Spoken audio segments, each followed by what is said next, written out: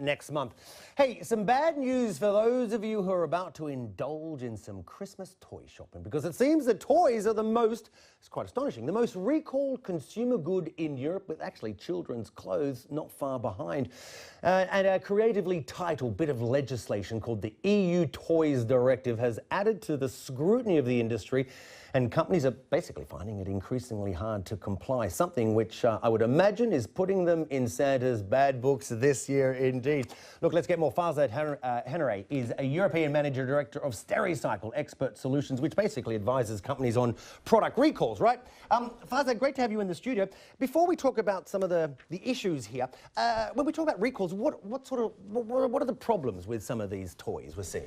So if you take one of the most recent big media examples is plastic dolls. Plastic dolls are also the highest volume recalled toy product as well. So the two most common, the two biggest hazards for toys is chemical and choking hazards. So for a plastic doll, for example, it has been also the #1 hazard.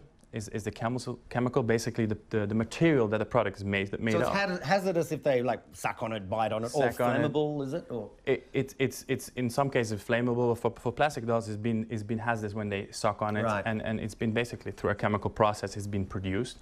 And then you can disassemble the toy as well really easily. And for children, obviously, it's very easy to hurt themselves with everyday products. But for a toy, it's extra important to pay attention to that safety and the ability to not be able to disassemble a product and have a choking hazard. So why are companies? We're talking about toys that are for children here.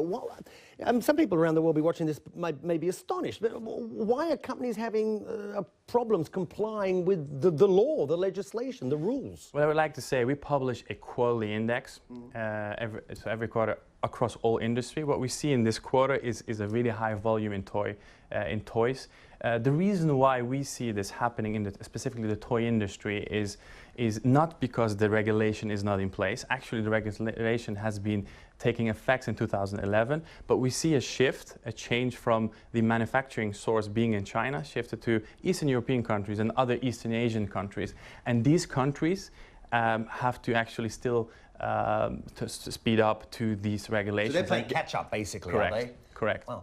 How do we compare? Because you're trying to think, how do you stop this? Again, because you think that anything to do with children should be at the least recalled items, around the world. How do we compare? Europe compares to other parts of the United States, Australia, Canada. How do they compare? Yeah. I would say compared to the US, it's quite similar. Although Europe is seeing this rise due to the shift of the manufacturing source, the regulations are quite the same. It's a difference in enforcement there, and I think that is one of the gaps we see. So if you want to, we're all here to make the world a safer place, and especially for children, they are very vulnerable from nature and need protection. So it is really important to ensure that market surveillance and enforcement is high, and companies have the right penalties as well to enforce that behavior. And the US does that better, you're saying, for example, so correct. Europe lags on that. Okay. Correct. I've got to wrap it up there, unfortunately. Short program, as far as that. If you could get me a longer program, that would be great. Hey, thanks for joining us very much.